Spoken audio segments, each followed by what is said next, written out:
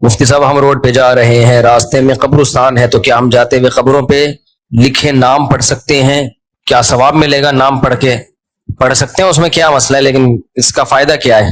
میں یونیورسٹی میں پڑھتی ہوں، میرا وہیں پر ایک غلط جگہ رشتہ ہو گیا تھا، پھر میں نے توبہ کر لی اور گھر والوں کو بھی پتہ چل گیا تھا، اب میں توبہ کر کے پردہ کرنا چاہتی ہوں، میرے والدین نہیں کرنے دے رہے، میرے ابو نے مجھے چماٹ مار دیا تھا اور بولا تھا کہ پردہ نہیں کرو، اگر کیا تو سب کچھ ختم کر کے گھر سے نکال دوں گا۔ اللہ کے حکم کے آگے مخلوق کی اطاعت جائز نہیں ہے، آپ ہمت کر کے پردہ کر لیں۔ باقی والد نے اگر تھپڑ مارا ہے تو ان سے محبت سے پیش آئیں، بولے ابو ایک تھپڑ اور لگا دیں، آپ میرے ابو ہیں، آپ مجھے تھپڑ مار سکتے ہیں، میرے پاس برداشت کے علاوہ کوئی آپشن نہیں ہے۔ تو جس اللہ نے مجھے پردے کا حکم دیا، اسی اللہ نے مجھے آپ کے سامنے زبان چلانے سے بھی منع کیا ہے۔ تو جہاں ایک مشکل حکم پہ میں نے عمل کیا پردے کا، ایک اور پر عمل کر لوں گی تھپڑ کھانے پر۔ اس طرح سے امید ہے ابا مزید تھپڑ نہیں ماریں گے انشاءاللہ۔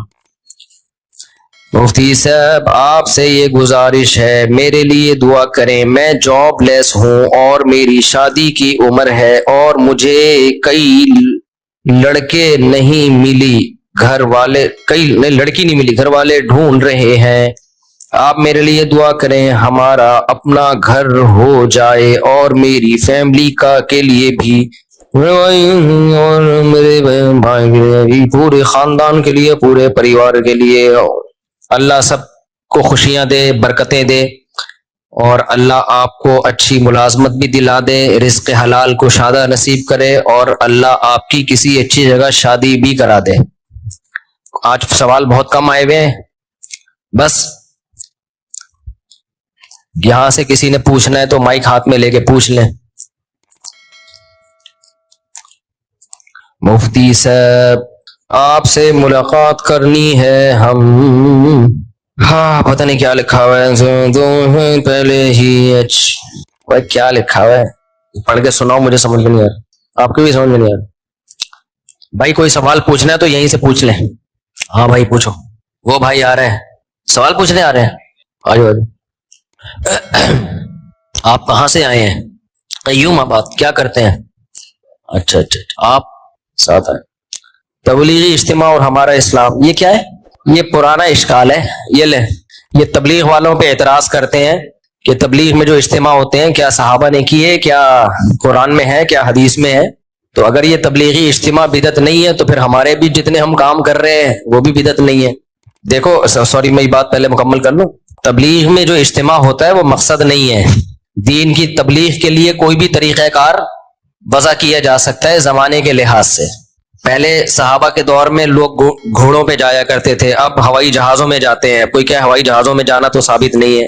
بھائی وہ طریقہ جو بھی اس دور میں سوٹیبل ہوگا اس کو اختیار کیا جائے گا، تو اس کا سنت اور بدعت سے تعلق نہیں ہے۔ تو اصلاح کے لیے کوئی بھی طریقہ ایجاد کیا جا سکتا ہے۔ بعض اکابر میں معمول یہ تھا کہ آپ سے اچھی خوراک چھڑوا دیا کرتے تھے تاکہ آپ میں برداشت پیدا ہو۔ اب کوئی کہ یہ کہاں سے ثابت ہے کہ کھانا پینا چھڑوا دو؟ بھائی موٹیویشن کے لیے، پریکٹس کے لیے، انسان کو مشقتوں کا عادی بنانے کے لیے کچھ بھی کروایا جا سکتا ہے اس سے۔ جبکہ جو بدعتی لوگ جو بدعتیں کر رہے ہوتے ہیں ان کا وہ طریقہ نہیں ہوتا کہ کسی اور چیز تک پہنچنے کا ذریعہ، بلکہ وہ ذریعے ہی کو انہوں نے وضع کیا ہوتا ہے دین میں، اس ذریعے ہی کو وضع کیا ہوا ہوتا ہے انہوں نے دین میں، جس کا نبی صلی اللہ علیہ وسلم سے ہمیں کوئی ثبوت نہیں ملتا۔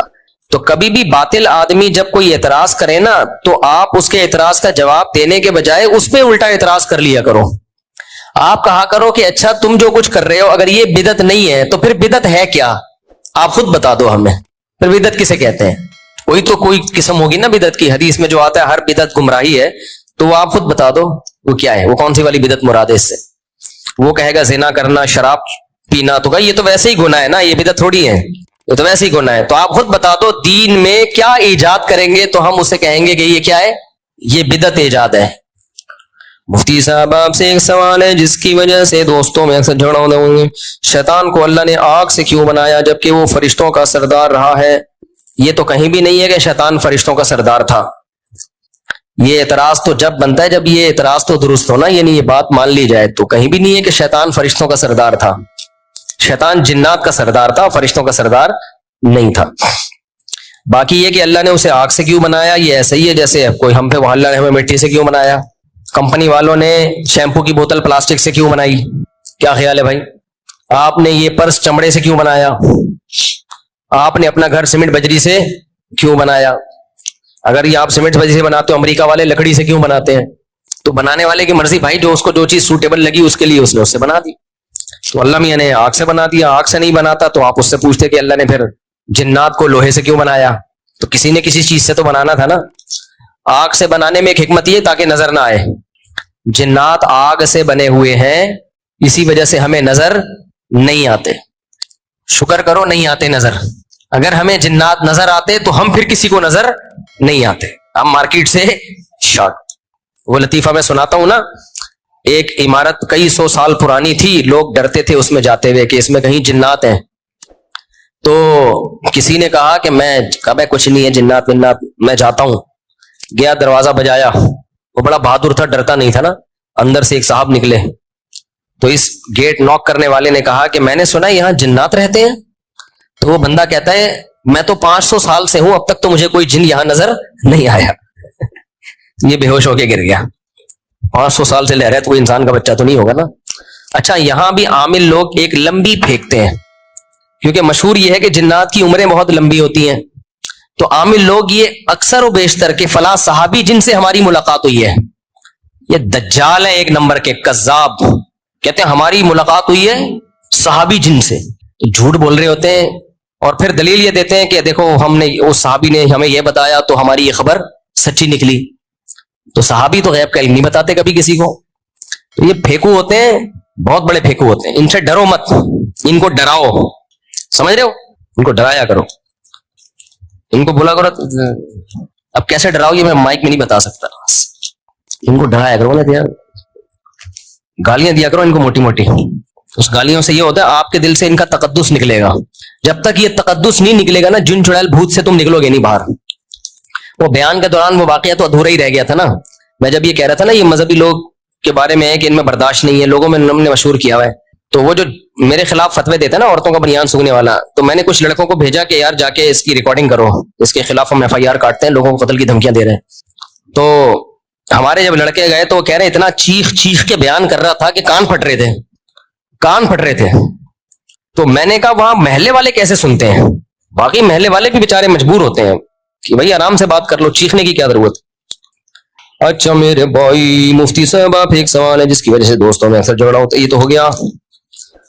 ہاں ہم ظہر کی 4 رکعت سنت پڑھتے ہیں تو نیت کرتے وقت سنت ہی کہتے ہیں، اور نیت کہتے ہیں نبی کے قول و فعل اور تقریر کو. نیت اس کو تو نہیں کہتے، سنت سوری. تو سنت کی نیت، سنت کہتے ہیں نبی کے قول فعل تقریر کو. تو حضرت میرا سوال یہ ہے کہ آپ صلی اللہ علیہ وسلم خود نیت کرتے وقت کیا فرماتے، کیا کرتے تھے؟ کیا وہ بھی سنت ہی کہتے تھے یا کوئی اور لفظ بولتے تھے؟ یہ جو نیت کے بارے میں ہم لوگوں نے اتنا تکلف کیا ہوا ہے نا، 4 سنت اور 2 سنت 2 نفل، اس تکلف کی بالکل ضرورت نہیں ہے. نیت کا فلسفہ کیا ہے یہ سمجھو. نیت کا فلسفہ کیا ہے؟ نیت کا فلسفہ یہ ہے تمییز العادہ عن العبادہ، پھر تمییز جنس العبادہ عن عبادت آخر. عادت اور عبادت کو ایک دوسرے سے جدا کرنا. یہ فلسفہ نیت کا سمجھ میں آ گیا نا تو مسئلہ حل ہو جائے گا. مثال کے طور پر آدمی بعض دفعہ ویسے بھی قبلے کی طرف رخ کر کے کھڑا ہوتا ہے، بعض دفعہ ویسے بھی ہاتھ باندھ کے کھڑا ہوا ہوتا ہے. تو یہ تو عادتاً ہوتا ہے نا. تو یہ فرق کرنا کہ یہ میں بطور عادت کے نہیں بلکہ نماز کی عبادت کے طور پر میں کھڑا ہوا ہوں، اس کے لیے نیت کرنی پڑے گی کہ یہ نماز والا کھڑا ہونا ہے، یہ ایویں نہیں کھڑا ہوا میں. یہ نیت کے بغیر ممکن نہیں ہے. تو اس لیے اتنی نیت ضروری ہے کہ میں نماز پڑھ رہا ہوں. آئی بات سمجھ میں؟ پھر نمازیں بھی بہت ساری سیم ہوتی ہیں، ایک جیسی ہوتی ہیں. مثال کے طور پر ظہر کی 4 سنت بھی 4 ہیں اور ظہر کے 4 فرض بھی کیا ہیں؟ 4 ہیں. تو اتنی نیت کہ یہ فرض ہیں، فرض کے علاوہ نماز نہیں ہے، تو یہ نیت بھی کیا ہے؟ ضروری، ورنہ اس کے بغیر پتہ کیسے چلے گا کہ آپ نے پڑھا کیا ہے. تو یہ نیت آپ نے کر لی کہ بھئی یہ فرض ہے بس. اب اس میں 4 کی نیت ضروری نہیں ہے. وجہ اس کی ہے کہ اس کے تکلف کی آپ کو ضرورت ہی نہیں ہے، یہ اللہ کی طرف سے 4 ہی ہیں. تو آپ کے نیت کرنے نہ کرنے سے کوئی فرق نہیں پڑتا. اگر آپ نے یہ نیت کی کہ میں ظہر کی نماز پڑھ رہا ہوں 1 رکعت، اللہ اکبر کہہ کے نیت مان لی تو بھی نماز ہو جائے گی. کیونکہ جہاں شریعت نے خود سے تعیین کر دی ہے تو وہاں آپ کی تعیین باطل ہے. تبھی رمضان میں اگر کوئی نفل روزے کی نیت کرتا ہے تو بھی روزہ ہو جائے گا. سمجھ رہے ہو؟ اس لیے کہ شریعت نے وہ فرض کے لیے بنایا ہے, تو اس میں کسی دوسرے روزے کا احتمال ہی نہیں ہے. تو اب رمضان میں یہ نیت کہ میں رمضان کے روزے کی نیت کر رہا ہوں, یہ تکلف ہے. آپ نفل کی نیت کرو, آپ جو مرضی نیت کرو, رمضان کا روزہ ہی ہوگا. ہاں روزے کی نیت ضروری ہے, اس لیے کہ بعض دفعہ رمضان میں ویسے بھی آدمی نہیں کھا رہا ہوتا, بیٹھ جائیں بھائی آپ صبح اٹھے, آپ کی روزہ ہی نہیں رکھنا, آپ بھوکے ہو, آپ نے کہا کہ چلو 11-12 بجے ناشتہ کروں گا میں, تو اس لیے نیت ضروری ہے تاکہ پتہ چل جائے عادت, یعنی آپ جو نارمل روٹین میں جو نہیں کھاتے یہ وہ والا نہیں کھانا ہے یا عبادت کی نیت سے نہیں کھا رہے آپ, یہ نیت کے بغیر فرق ہو نہیں سکتا. تو رمضان میں آپ کو یہ نیت کرنی پڑے گی میرا روزہ ہے, یعنی میں نہیں کھا رہا یہ روزے کی وجہ سے نہیں کھا رہا, تو صبح ایک دفعہ یہ نیت کر لیں بس کافی ہے. اس میں یہ نیت کہ رمضان کا ہے, شوال کا ہے, کون سا ہے, یہ ضروری, یہ اللہ نے متعین کر دیا کہ رمضان کا روزہ ہے, تو صرف نفس روزے کی نیت یہ کافی ہے, الگ سے رمضان کے روزے کی نیت ضروری نہیں ہے. تو فرض نماز میں 4 رکعت یا 2 رکعت کی نیت ضروری نہیں ہے, اتنی کہ فرض پڑھ رہا ہوں بس, بھلے 1 رکعت کی نیت کر لو, 2 کی نیت کر لو, یہ کوئی وہ نہیں ہے. سمجھتے ہو کہ نہیں سمجھتے؟ اب سفر میں 2 فرض ہوتے ہیں, تو آپ 4 کی نیت بھی کرو گے تو 2 ہی فرض ہوں گے اور ہو جائے گی نماز, کیونکہ وہ اللہ کی طرف سے 2 متعین ہے, اس میں آپ کے پاس یہ رائٹ ہی نہیں ہے کہ 2 کے 4 پڑھو آپ, یا 4 کی 2 کر دو. تو جب آپ سفر میں جاتے ہو فرض کی نیت, لوگ اتنی ٹینشن میں ہوتے ہیں 2 رکعت ظہر کی نیت فرض, منہ میرا قبلے کی طرف, پیچھے اس امام کے, یہ فضول بات ہے بالکل. آپ نے سفر میں جانا ہے, ظہر کی نماز پڑھ رہا ہوں, عصر کی پڑھ رہا ہوں, مغرب کی پڑھ رہا ہوں, عشاء کی پڑھ رہا ہوں, یہ فرق کرو بس. باقی 3 رکعتیں 2 رکعتیں 4 رکعتیں یہ نیت ضروری نہیں ہے آپ کی. سمجھتے ہو؟ سنتوں میں کیا ہے کہ سنتوں میں ظہر سے پہلے 4 سنت ہوتی ہیں, تو بس اتنی نیت کہ نماز پڑھ رہا ہوں میں مطلق ظہر سے پہلے نماز, فرض نہیں پڑھ رہا میں فرض نہیں پڑھ رہا, تو وہ خود بخود سنت ہی ہے, وہ 4 سنت جو پڑھتے ہیں ہم. مغرب کے بعد 2 سنتیں ہوتی ہیں, تو بس فرض نہیں پڑھ رہا, تو وہ خود بخود کیا ہو جائیں گی. مغرب کے بعد کی 2 سنتوں میں بس آپ نے یہ نیت کرنی ہے کہ کچھ کرنی نہیں, نماز پڑھ رہا ہوں بس کافی ہے, نماز پڑھ رہا ہوں, میں مذاق نہیں کر رہا میں, ٹھیک ہے نا, میں کیا کر رہا ہوں, نماز پڑھ رہا ہوں. تو بس فرض کی نیت نہیں ہوگی تو وہ خود بخود سنت بن جائے گی. وتر میں آپ نے نیت کرنی ہے کہ یہ وتر نماز ہے, کیونکہ 3 رکعتیں تو مغرب کی بھی ہوتی ہیں, کیا پتا چلے گا آپ کون سی پڑھ رہے ہو, قضا تو نہیں پڑھ رہے, تو بھائی میں وتر پڑھ رہا ہوں. اچھا, ادا اور قضا میں ایک اہم بات یہ ہے کہ اگر آپ کی ظہر کی نماز قضا ہو گئی اور آپ وہ عصر میں پڑھ رہے ہو, تو الگ سے قضا کی نیت بھی ضروری نہیں ہے, اس لیے کہ جو ہونا تھا وہ تو ہو گیا. آپ کے ادا کی نیت کرنے سے ادا ہو جائے گی. وہ ادا نماز قضا کی نیت سے پڑھو گے تو بھی ادا ہوگی, قضا نماز ادا کی نیت سے پڑھو گے تو بھی قضا ہوگی, لہذا اس میں ادا اور قضا کے تکلف کی بھی ضرورت نہیں ہے. مثال کے طور پر ظہر کا ٹائم ختم ہو رہا تھا 4 بجے, آپ نے 4:05 پہ نیت باندھی کہ میں ظہر کی ادا پڑھ رہا ہوں, سلام پھرنے کے بعد ٹائم دیکھا ابے یہ تو قضا ہو گئی, تو اب لوٹانے کی ضرورت نہیں ہے, کیونکہ وہ اللہ کی طرف سے جو ہونا تھا وہ ہو گیا, وہ آپ کی نیت چینج کرنے سے فرق نہیں پڑتا. آپ یہ سمجھے کہ ظہر قضا ہو گئی ہے, 4 فرض آپ نے قضا کی نیت سے پڑھے, سلام پھر کے دیکھا ابے نہیں بھائی ابھی تو ٹائم باقی ہے, کوئی بات نہیں, ہو گئی نماز آپ کی. سمجھتے ہو؟ وجہ کیا ہے کہ بھائی وہ اللہ کی طرف سے قضا ہوئی نہیں تھی, وہ تو ادا تھی, تو آپ 100 دفعہ قضا کی نیت کرتے رہو. آپ کے ذمہ صرف یہ تھا کہ یہ فیصلہ کر لو کہ فرض پڑھ رہے ہو یا سنتیں پڑھ رہے ہو, تو آپ نے وہ جب متعین کر دیا کہ ظہر کے فرض پڑھ رہا ہوں تو بس کافی ہے. اب وہ ادا ہے یا قضا ہے وہ کس کی طرف سے ہے, اللہ کی طرف سے. تو نیت اتنا مشکل گاڑا مسئلہ نہیں ہے جتنا لوگوں نے بنا لیا ہے. اور یہ کہ قبلے کی طرف میرا منہ کسی اور طرف ہوگا تو نماز ہوگی نہیں, منہ کا ہونا کدھر ضروری ہے, تو ویسے یہ اس میں یہ نیت ضروری نہیں ہے. ہاں جماعت کی نماز اور انفرادی نماز میں بھی فرق ہوتا ہے. جماعت کی نماز کے احکام الگ ہوتے ہیں, انفرادی نماز کے احکام الگ ہوتے ہیں. تو اس لیے جماعت سے اگر پڑھ رہے ہو تو جماعت کی نیت کرنی پڑے گی, لیکن وہ ہوتی ہے آلریڈی پہلے سے. جب صف میں آ کے کھڑے ہوئے ہو یوں کر کے نیت باندھ رہے ہو تو کیا کرنے آئے ہو, یہاں پہ اکیلے پڑھنی تھی تو وہیں پڑھ لیتے نا وضو خانے میں, تو اس لیے اس میں بھی زیادہ ٹینشن لینے کی ضرورت نہیں ہے. تو نیت کا مسئلے کو لوگوں نے بہت زیادہ پیچیدہ بنا دیا, گھنٹوں گھنٹوں نیتیں یاد کر رہے ہوتے ہیں بیٹھ کے. اتنی مشکل نماز نہیں ہے جتنی مشکل نیت ہے. الٹا کام کرنے سے پہلے کوئی نیت نہیں کریں گے. میں نیت کرتا ہوں گٹکا کھانے کی, وہ کھائے چلے جا رہے ہیں. میں نیت کرتا ہوں سگریٹ پینے کی, پیے چلے جا رہے ہیں. اچھا کام ہوگا تو آدھا گھنٹہ نیت میں برباد کر دے گا, کبھی کام ہی نہیں ہو پاتا. پاکستان کی ایک عظیم دینی درسگاہ جامعہ حقانیہ کوڑا خٹک میں خودکش دھماکہ ہوا ہے, جس میں کئی نمازی شہید اور زخمی ہوئے. مولانا سمیع الحق صاحب کے صاحبزادے مولانا حامد الحق صاحب بھی جام شہادت نوش فرما گئے.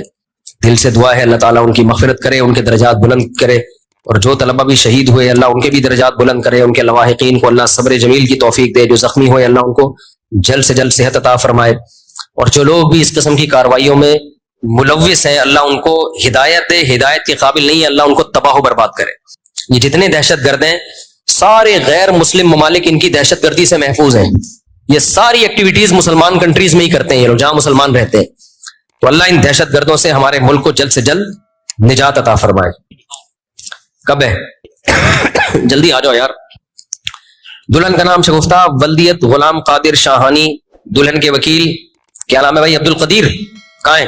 آپ نے اجازت دی کہ میں 50,000 روپے مہر میں محمد حارث ولد طارق حسن ان سے نکاح کروں شگفتہ بنت غلام قادر شاہانی کا، ٹھیک ہے؟ اجازت ہے، کہاں دولہ؟ جلدی جلدی۔ الحمدللہ نحمده ونصلی علی رسولہ الکریم، اما بعد فاعوذ باللہ من الشیطان الرجیم، بسم اللہ الرحمن الرحیم، یا ایھا الناس اتقوا ربکم الذی خلقکم من نفس واحدہ وخلق منها زوجها وبث منهما رجالا كثيرا ونساء واتقوا الله الذی تساءلون به والارحام ان الله كان علیکم رقیبا، وقال تعالی یا ایھا الذین آمنوا اتقوا الله وقولوا قولا سدیدا یصلح لكم اعمالکم ویغفر لكم ذنوبکم ومن یطع الله ورسوله فقد فاز فوزا عظیما۔ وقال النبي صلى الله عليه وسلم النكاح من سنتي وقال فمن رغب عن سنتي فليس مني، وقال النبي صلى الله عليه وسلم تزوجوا الودود الولود فإني مباهي بكم الأمم، وقال النبي صلى الله عليه وسلم تزوجوا ولا تكونوا كرهبان النصارى۔ جناب محمد حارث ول طارق حسن، میں نے آپ کا نکاح 50,000 روپے مہر میں شگفتہ بنت غلام قادر شاہانی سے کیا، آپ نے اس نکاح کو قبول کیا؟ جزاک اللہ۔ دعا کریں اللہ تعالیٰ برکت دے، دولہا کو اللہ صحت بھی دے اور اللہ تعالیٰ کامیاب زندگی عطا فرمائے۔ صحت ہے ماشاءاللہ، مذاق کر رہا ہوں۔ ایئر فورس میں اور پھر تو بھائی پائلٹ ہے، پائلٹ بننا آسان ہے، شادی کرے گا پتہ چلے گا تیرے کو تو کتنا بڑا پائلٹ تھا۔ وہ چوہے والا لطیفہ سنا ہے نا، شیر کی شادی میں چوہا آیا تھا ناچ رہا تھا، شیر کو غصہ آیا تو کیا کر رہا ہے، اس نے کہا پہلے میں بھی شیر ہی تھا، جب شادی ہوئی ہے تو پھر زیادہ باتیں مت کر، پہلے میں بھی کیا تھا، شیر تھا۔ خیر مذاق کر رہا ہوں یار۔